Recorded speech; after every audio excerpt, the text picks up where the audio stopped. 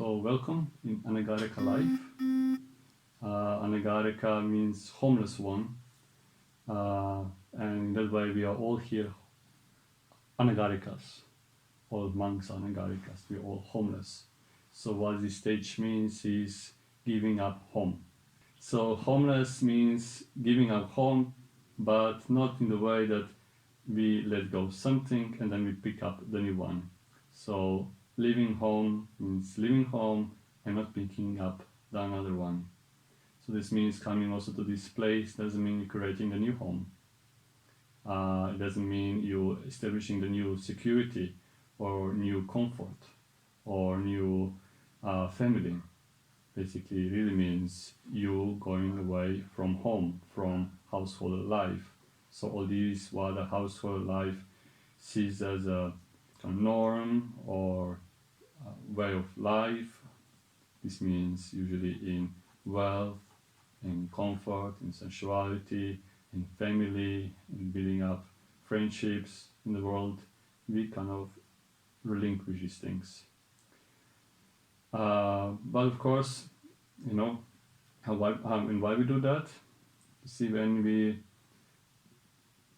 because we want to learn things, how to give up. And first we start with the obvious things, which is the attachments to our way of life, to our jobs, and the whole security which building up as lay people.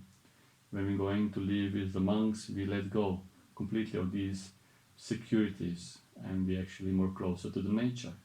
That's why we call this a forest tradition. So we're closer to the forest, and being the forest, it's very uncertain. It really shows things as they really are, not in the way how other things as they are, but not in the way that actually appear to be safe and secure. Yeah, because all these in the life we are quite intelligent and we try to escape or close our eyes that things are impermanent. We spend all our effort and energy into make it to appear to be very stable and pleasant. Going to the monastic life means not running away from the world. It actually means really facing it as it really is. Not how we want to create it and imagine it, but really being there, being the forest, and seeing things how impermanent it is, how unpleasant it is, and really face it. And only that way also we gain this kind of attitude, that habit, and that way we also regard our mind. In that way also we train our mind how to let go of things and not to be deluded or blinded by our own assumptions, because the whole assumptions is like synonym for home. Our assumptions, assumptions which makes it things our life pleasant and comfortable, but that assumptions is pretty much built by Mara. And when Buddha realized that this is creation of the Mara, then, as you know, in the Dhammapada verse, the Buddha in some point says, "Mara, now I see you.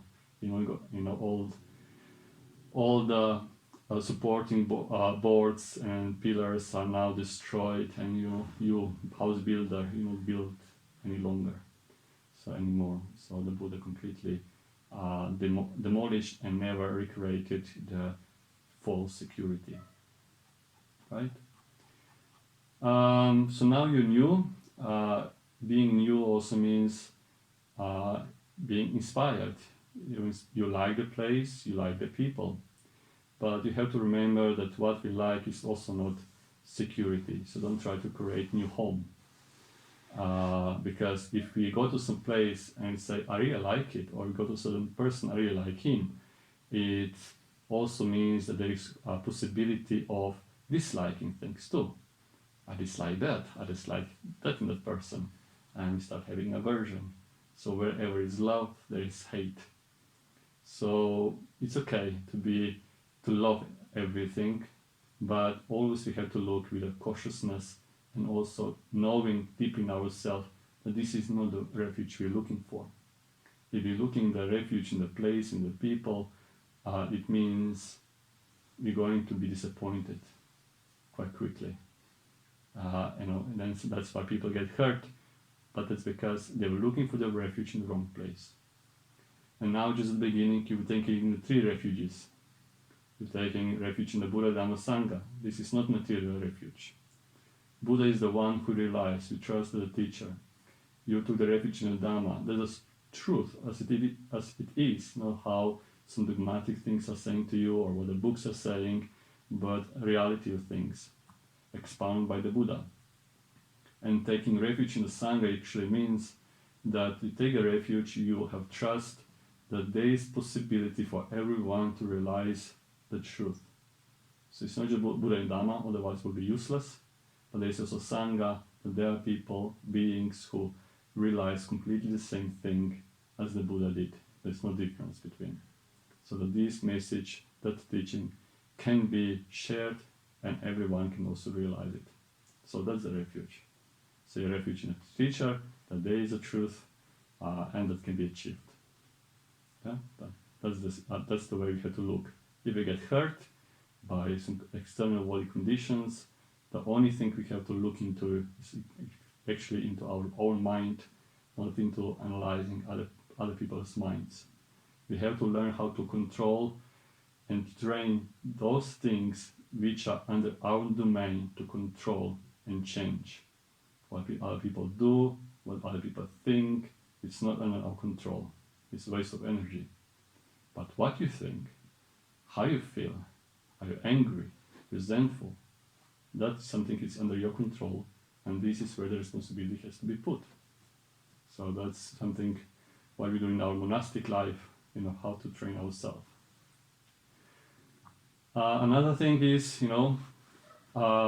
it's about not just being individualistic and just care of our own business, but having the monastery is actually sense as a brotherhood. What is different from this monastery from others is that here is not this kind of patriarchal system when everything is held with an iron fist. I want that this place is a place of brotherhood. Brotherhood when we help each other, we respect each other, we can trust each other. When in difficulties, we can talk to each other without some kind of secret intent or hiding things or gossiping or talking behind each other's backs. This is a brotherhood. So this means we all inspire for the same thing, we help for the same thing. And in that way, we're actually helping again, not to hold each other with an iron fist, but actually helping each other how to grow up, how to be mature, and then independent. Not to be dependent upon anyone, but how to get trained to be independent. At the beginning, we had to learn how to be dependent, in the sense, in the worldly terms, how to humble ourselves. Not just me, I'm right, but we have to kind of let go to learn, to really understand the truth, and then truly be independent. So that's the difference between being dependent now, dependent on the teacher, so we can be independent really in the right sense. And the community can live in harmony, and that anyone can benefit from this practice. There are 10 important factors to keep in the mind all the time. First factor is that we are virtuous. We honor virtue, and we also honor the rules set up by the Buddha. So monks follow the Patimokkha rules, Samanera follows 10 precepts and some others, Anagarika Samanera 10 precepts, and Anagarika follows 8 precepts. So we follow that kind of carefully and respectfully because we respect the Buddha, so that's why we respect the rules. Nobody's really creating the new rules or abolishing the old ones, but actually just this is what we have, this is what we do. We're all equal. There's no anyone boss who can change these things. So this is the first. So if we live in the harmony according to the virtue, then it's going to be benefit and unity. Second one is that we learn things, we study. We study what was said, what was expounded by the Buddha, we memorize these things, we like to repeat these things, we enjoy these things. So we have often great learning. This means in Dhamma and Vinaya. So we have Vinaya classes here, and we are also available for Dhamma conversations, and there's plenty of Dhamma materials which can be benefit for our practice. Third one, like I already said, is having good friends, sense of brotherhood. Brotherhood that we can trust each other, like I said, we help each other. Friendship means, good friends is the one who has three qualities. Friend is something that gives what is hard to give, does what is hard to do, and endures what is hard to endure. Good friend is the one who endures hard speech, and he's also kind and generous.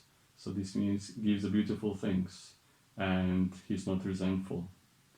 And also the friends who can guide you, that you follow in Eightfold Noble Path.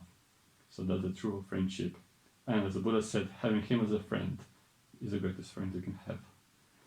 And the fourth one, you are easy to be admonished. So we are humble, we're not resentful, we are patient, and we patiently receiving the instructions. So that's also a very important factor. We're not only my way, being stubborn and grasp strongly our views and opinions.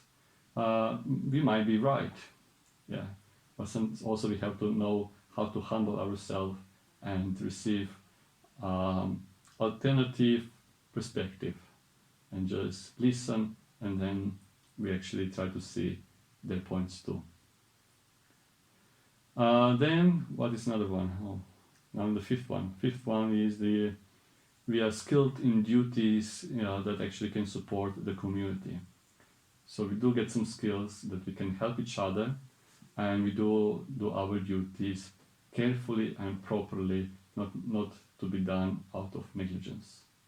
So not to be like, I don't care, others can do instead of me, but like that we have a really sense of brotherhood, then also we help each other. So that's another thing about friendship. We are available when somebody has a hard time, so we are good together in good and bad. Yeah? Sixth one is that you delight in Dhamma Vinaya. You enjoy when you hear Dhamma, you enjoy when you hear Vinaya. You don't say, oh, Vinaya is not for me, or Dhamma is not for me. Enjoy listening them, and you enjoy talking about Dhamma Vinaya, both. Okay, then I'll do the seventh one. Seventh one is that try to make an effort to be unwholesome, develop what's wholesome. Yeah, so all your bad habits, or this is something outside of the rules. There's many other aspects we should improve. So it's not just enough follow some rules, but we all know for ourselves where our weaknesses are in defilements, what we do out of greed, hate, and delusion, and try to reduce it or extinct it, and develop what is wholesomeness. So if, for example, we are selfish nature, then we try to be very generous. Now we're in the eighth one, which is that you are content with the four requisites. So you have these clothes, you don't have a kind of special brand, kind of Nike or whatever is popular nowadays, I don't know. I won't say it's ugly, but also it's not attractive. We kind of abandon clothes, fashion, but we use clothes for really to be protected from the cold or heat or living creatures like biting creatures and so on. And the same is we are content with food. Food is for nourishment, not for pleasures that we should take as priority. So whatever we get, whatever we receive, we take it appreciatively. We don't complain. We don't making comments, but we're just grateful for everything we get, because the main purpose is to keep this body alive and healthy enough so we can practice Dhamma. The same with the medicines and also lodgings. Our lodgings are very modest, and they're not comfortable, but also they're not something that you will feel some kind of torturing experience. So we don't literally go to sleep in the snow, or you don't have to sleep on the rain. We have shelter. They're simple, they're modest, but enough to survive. So just also be content about it, whatever you get, and practice Dhamma there. So if unpleasant feelings arises, use it where is really the problem, or is it with the lodgings or with the mind. And the last two is, first is the ninth, is actually that you practice mindfulness. Obviously. What else to do than practice mindfulness? So that has to be put constantly into the practice. You have a good material of Dhamma, good teachings. You are very good with understanding what mindfulness is. I know it's not just some kind of special technique or method which you use time to time, but actually should be used in practice all the time. Mindfulness is the tool that is essential, because otherwise no understanding can come and no wisdom can come, which is the 10th point.